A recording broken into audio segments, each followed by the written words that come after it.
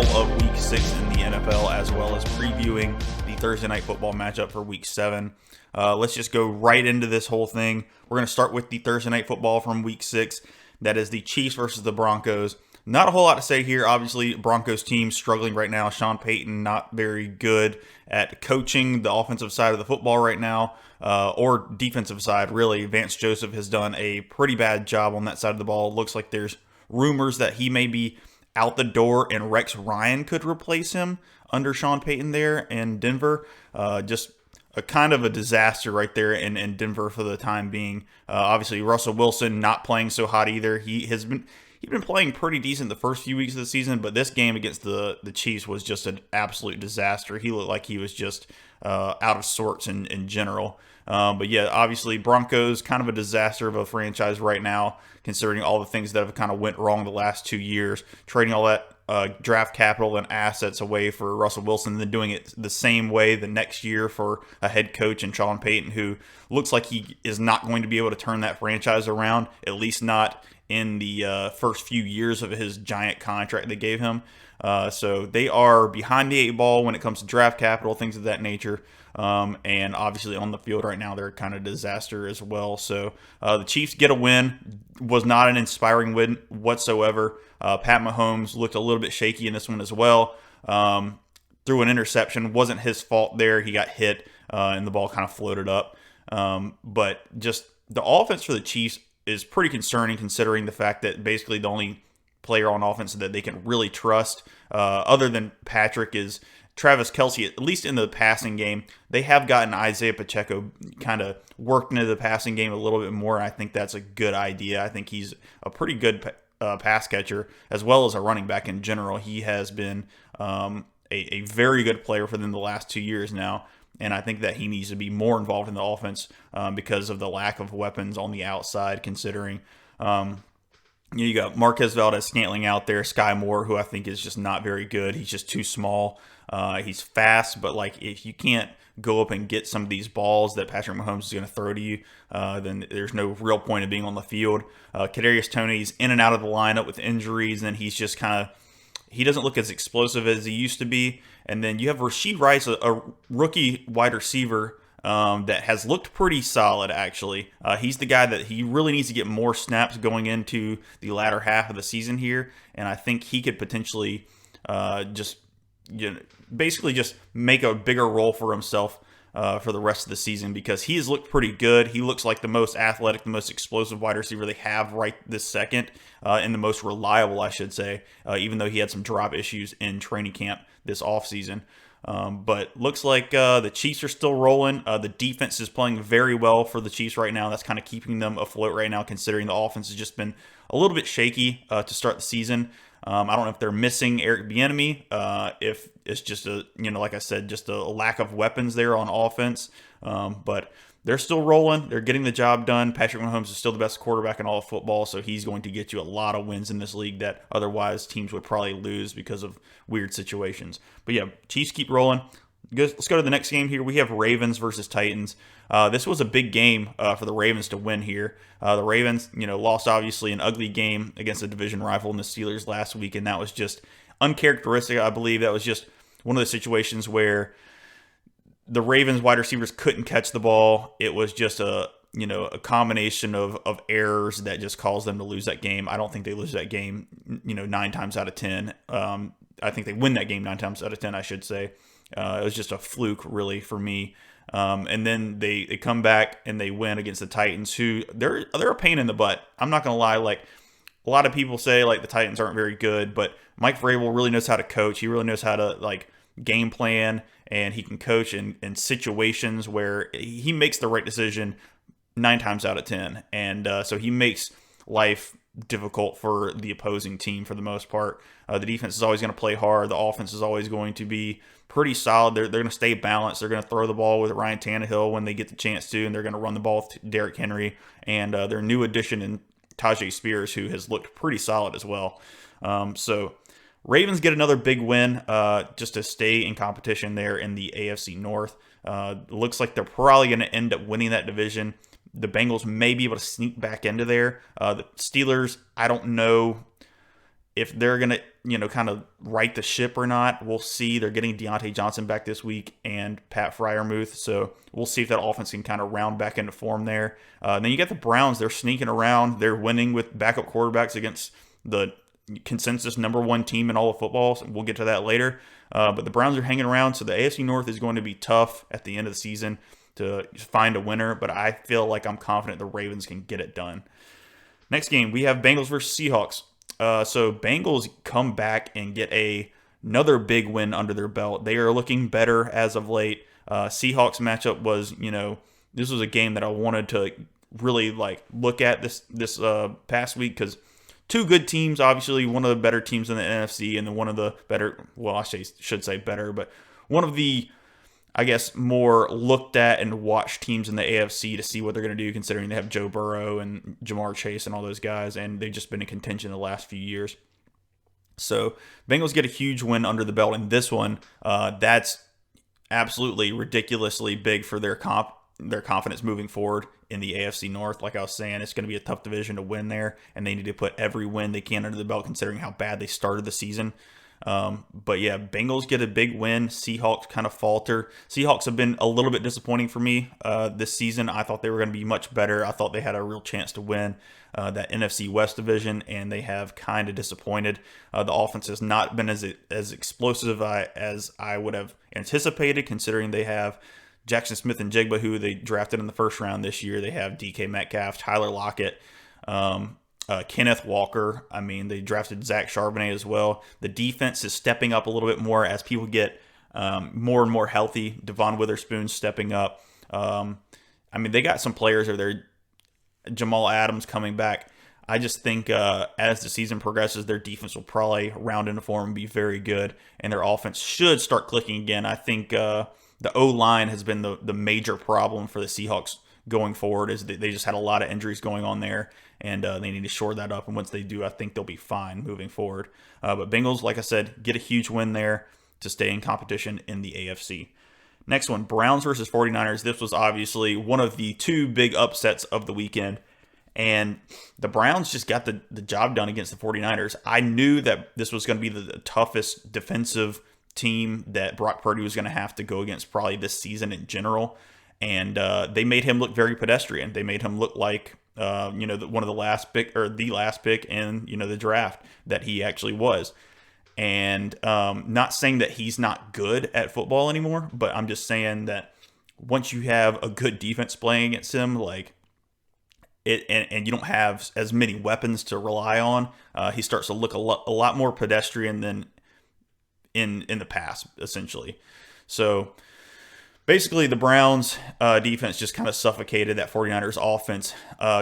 Christian McCaffrey leaves the game with an injury. Looks like a rib/oblique. I don't know how long he's going to be out. We don't really have a good timetable for that right yet. And then Deebo Samuel also leaves this game with a shoulder injury. We don't have a timetable for that either. So both those players could potentially miss a few games. We'll see how that goes. If that's the case, the 49ers are going to have to be creative in ways that they're going to have to find to win some of these ball games coming up. Their schedule isn't too awful in the next few weeks, so they'll probably get their players back before it starts to hurt on the schedule. But yeah, the Browns get the job done. PJ Walker did not really even look good in this game. They were playing obviously a backup because Deshaun Watson couldn't go in this one. They kind of essentially benched Dorian Thompson-Robinson in this one. He didn't look good the last time they started him. So Deshaun Watson apparently has that shoulder contusion. He just can't apparently drive the ball with any kind of real power, or else it will hurt him. So that's why he's sitting. There was a report that came out that saying that maybe he's been medically cleared, and people are speculating that he just doesn't really have the will to play football anymore. And I think that's probably not really the truth after hearing the actual extent of his shoulder injury. So the Browns get the job done. Jake Moody misses a field goal at the end of the game there. Brock Purdy does put them in position to win the game, but just didn't have a great game overall. Struggled a little bit, but Browns get a huge win, like I said, to stay in that AFC North division, which is going to be an absolute juggernaut to try to get through. And then the 49ers finally drop one. not undefeated any longer, 5-1 now moving forward. It's a loss to an AFC team, so it doesn't hurt as much as losing to an NFC opponent. So that's not a bad loss necessarily. So we'll just move on. We have Jaguars versus Colts. And this one, obviously, AFC South matchup here. And I was pretty much on the side of the Jaguars. We're going to put a stamp on this game. They knew going in they could game plan for Gardner Minshew. It wasn't one of those situations where Anthony Richardson started this game and then had to leave because of injury. They knew that Gardner was going to be the guy starting, and they could game plan specifically for that. And I think the Jaguars did a great job. They picked him off a couple times, I believe, in this game, and they really just kind of controlled the game. The Jaguars were able to score. They were able to run the ball. They just did a really good job, and I had a feeling that the Jaguars were going to try to stomp the competition out in the AFC South in this one because they obviously had beat them in Week 1 as well, and so they needed another big division win considering they dropped one against the Texans earlier this season. So this was a huge win for the Jaguars and their fate trying to win the AFC South there. So Jaguars get another big win against a division rival, so that's huge for them. Next one, Dolphins versus Panthers. This one, obviously, not much to say on this one. Panthers are just really bad. Dolphins continue to look like one of the best teams in all of football. Score another ridiculous amount of points, 42 in this one. They're all gas, no brakes, man. They're just crazy. They're so fast and so explosive. Mike McDaniel knows exactly what he's doing. Raheem Mostert went crazy in this game. Tyreek Hill had another very good game. Jalen Waddle kind of got more active in this one than he has been in the last few weeks. And man, I am straight up scared going into this Sunday night football game, considering the amount of injuries the Eagles sustained on Sunday going against the Dolphins. This next upcoming Sunday night football game is going to be absolutely wild in Philadelphia, but I'm scared for our secondary to face the fastest group of wide receivers in the NFL. But basically Dolphins just keep rolling. It is what it is. Panthers are bad. Hopefully they start selling off pieces at the trade deadline just to get some more draft capital, considering they don't have their first round pick. They traded that to the Bears in order to get the first round pick, or the first overall pick this season, to draft Bryce Young. So I hope that Jeremy Chin, a guy like that, is going to be available at the trade deadline. The Eagles can go scoop him, because the Eagles secondary has been very lackluster this season. A lot of injuries going on there, so there are people in and out of the lineup. We need somebody that's going to be a little bit more reliable and stay on the field for us. Let's go to the next one. We have Lions versus Buccaneers. The Lions moved to 5-1, beat a Buccaneers team who was pretty good. They're nothing to scoff at. Buccaneers have a decent offense. Baker Mayfield's getting the ball out to his playmakers. Mike Evans didn't have a great game in this one. He had some drops. But the Lions team overall is very good. Jared Goff is playing out of his mind right now. The defense for the Lions is much improved. You can't really run the ball on them. And when you do throw the ball on them, their secondary is a little bit susceptible. But at the same time, they have Aiden Hutchinson coming off the edge and just wreaking havoc on offensive lines. So they're a pretty good team overall. I mean, obviously they're 5-1. They are tied for first in the NFC in general with the 49ers and the Eagles right now.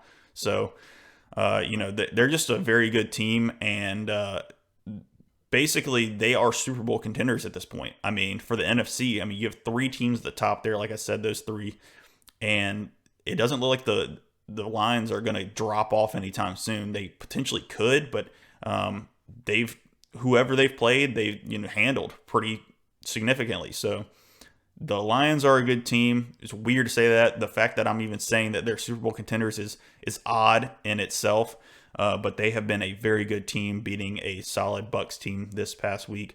There wasn't as much offensive fireworks in the past. David Montgomery does get hurt in this game, unfortunately, but it looks like Jahmyr Gibbs may be able to come back this week, and so they'll just kind of throw him back in there. Craig Reynolds will kind of supplant the David Montgomery role probably. So I think the Lions will keep rolling, and like I said, they're just a good team. Next one, Jets versus Eagles. Obviously, as an Eagles fan, this would hurt a little bit. This is just an uncharacteristic game. I feel like the Eagles have one of these every year where they drop a game to a team they probably shouldn't. And it was like last year when the Eagles dropped the game to the Washington Commanders. And this year it was the New York Jets. So, I mean, basically, the Eagles turned the ball over 4 times, 3 interceptions by Jalen Hurts. Only one of them was really his fault. One was on a screen pass. Dallas Goedert got the ball popped out of his hands. It was literally in his grasp. I don't know how it wasn't considered a fumble. It was a little bit, it was bang bang, so I guess that's why they called it an interception. It landed right in the lap of Quinnen Williams. Interception there. Jack Driscoll, who was in replacement of Lane Johnson, got hurt in this game, and he lets, I think it was Tremaine Johnson, I think, come around the edge there and hit Jalen Hurts' arm. Ball pops up in the air forever. It's just floating up there. Jets defender grabs it. So 2 interceptions there, not really his fault. But the last one was his fault for sure. Made a terrible throw and read at the end of the game there. And he, it was just a decision you can't make in that situation when it's at the end of the game like that. And I just don't know what he was necessarily thinking in that situation. You're up by 2 in that situation. You can't make that throw there. You essentially, it looked like he had a little bit of room to run there, potentially. Maybe not even get the first down, but you keep the clock running. You punt the ball off to Zach Wilson and the Jets on offense, who haven't been able to get a whole lot going on offense all day. You make them drive down and kick a game-winning field goal. So Jalen Hurts made a bad decision. Brian Johnson, offensive coordinator, does not escape without a little bit of criticism as well. Play calling has been very suspect thus far this season for the Eagles, and I think things got to be fixed before they go into that game against the Dolphins, because if they don't, they're going to get absolutely run over at home in Philadelphia on Sunday Night Football for everybody in the world to watch. The Eagles did sustain a ton of injuries in this game. Lane Johnson goes down mid-game, which anytime he's out of the lineup, the Eagles usually lose, which is just a ridiculous stat if you look that up. They're missing a lot of people in the secondary right now. Reed Blankenship leaves this game. Darius Slay didn't even start this game. Jalen Carter didn't start in this game either.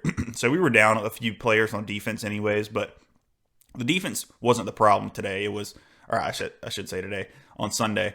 It was just more of the offense couldn't get the job done, couldn't finish, couldn't score in the red zone once again. It was just Jake Elliott misses a field goal, which is uncharacteristic of him. It was just a lot that was ridiculously uncharacteristic of the Eagles in general. Turnovers, missed special teams opportunities, bad decisions by Jalen Hurts. It was just an amalgamation of bad on Sunday, and that will result you in any given Sunday. You could lose to any team, and that was the Jets. Their defense is good. Offense is not very good with Zach Wilson, but he is getting better as he has against the Chiefs. And then that game against the Broncos, and then this game against the Eagles, he's getting progressively better, and he's not as much of a liability as he was, a few weeks ago at least. All right, let's move on. Bills versus Giants. This was almost another situation where a backup quarterback, like in the 49ers and the Eagles game, get a win. Tyrod Taylor starts in this one in relief of Daniel Jones, who is hurt right now. And the Bills almost got upset at home by a bad, lowly Giants team. Tyrod Taylor actually made that offense look somewhat usable and good. Saquon Barkley does get the start in this one again, coming off injury, his high ankle sprain. He looked pretty good in this matchup. And the Bills, man, I don't know what their deal is, man. They're so up and down. Obviously, they get the win, but I mean, they scored 14 points. The Giants just made some very bad, timely situational decisions at the half. They couldn't get a touchdown or a field goal because they ran the ball on the 2-yard line with no timeouts or anything like that. Just horrible coaching, players, decisions, situations, everything like that. The Giants are just a bad team right now, and the Bills were able to just kind of escape on Sunday night with a win. But it wasn't impressive whatsoever. So Bills get the win. Giants are still bad. Not much to say there, other than the fact that the Bills are just a very like Dr. Jekyll and Mr. Hyde team right now. That they could be very, very good one Sunday. The next one they can come back and, like I said, score 14 points against a bad Giants team. So pretty weird situation there. Next one, Monday Night Football. We have Cowboys versus Chargers. This game was weird. This game was always going to be weird. It's the Chargers in prime time. We should have known something crazy was going to happen, and this game was just back and forth, turnovers, weird situations. That punt where Jalen Tolbert got a hand on it and the Chargers jumped on it. Bad situational football by the Chargers. So many times they shot themselves in the foot in this game. Justin Herbert throws the game-sealing interception to Stephon Gilmore at the end after they get a chance to go down the field and kick a field goal to, tie the game with the Cowboys, who went down and kicked a field goal their own to go up by 3 in the end there. Just a weird game, man. The Chargers looked like they were in control at the beginning, but they could never, just put the foot on the neck of the Cowboys. The Cowboys just kept coming back. The defense was playing well for the Cowboys. Micah Parsons had a very timely sack on Justin Herbert at the very end there on the last drive, and then the pick ensued on the next play. Cowboys get back on track. I was assuming they would get back on track in this game. I didn't think it was going to be this weird and ugly of a game from both teams. Obviously, the Cowboys needed this one after a bad loss against the 49ers, and the Chargers kind of needed this one just to give them some confidence going forward that they can beat good teams in the NFL. I still think the Cowboys are a good team. They're not a great team, just based on the fact that Mike McCarthy is not a very good play caller. Dak Prescott's a little bit up and down in play. He had a good game in this one where he made some good throws to get them in position to win. And Cowboys needed it very badly. Chargers really needed it and dropped the ball here. Justin Herbert looked shaky. He missed a lot of open receivers. There was so many times when Keenan Allen was overthrown in this ball game, and if he just, hits his target there, they probably win this game by kind of a landslide. There was a lot of plays out there missed from Justin Herbert. I don't know what his deal is. I don't know if he's hurting, and that finger is still really affecting him and whatnot. It's on his non-throwing hand, so I don't know. Chargers are just chargering right now. That's what they do. Brandon Staley's probably out the door next year, and it just kind of is what it is. Let's go ahead and get to the Thursday Night Football preview. It's going to be Jaguars versus Saints in New Orleans. The Saints are favored by 3 points in this one. Off the top of my head, gut feeling, no research behind this, I feel like the Saints will probably win this game. I say that with zero confidence in Derek Carr and that offense, really. I just think they have been very lackluster all season. But what I will say is that Saints defense is really, really good, and they really know how to stop the run. And I think that's what keeps the Jaguars offense really chugging along is Travis Etienne and that offensive line for the Jaguars, and them getting big explosive plays in the running game, and then that kind of opens things up for the passing game, because the passing game's been very up and down, hasn't been very consistent all season. Trevor Lawrence also is banged up. He's getting an MRI on his knee. I think he's probably gonna, if I had a bet, he's probably gonna play in this game. If he doesn't, I even like this line for the Saints even more at -3. But like I said, just the passing game for the Jaguars has been very inconsistent, and a Saints team that can stop the run and make you one-dimensional, I think that bodes well for the Saints in this matchup. So I will go Saints -3 in this matchup if I had to pick it. I prefer, I'm more comfortable with a Saints money line here, if anything. Would not be shocked, obviously, if the Jaguars do win, because both these teams are very inconsistent in their play each week. So it's going to be an interesting matchup on Thursday Night Football. But that pretty much wraps it up for the podcast. I appreciate everybody listening and tuning in. Once again, follow me on all the socials, TikTok, YouTube Shorts. I'm putting stuff out there all the time on those things, so put the notification bell on that so you know when all my videos drop and whatnot. I appreciate it. Y'all have a good week, and we will talk to you next week. Peace.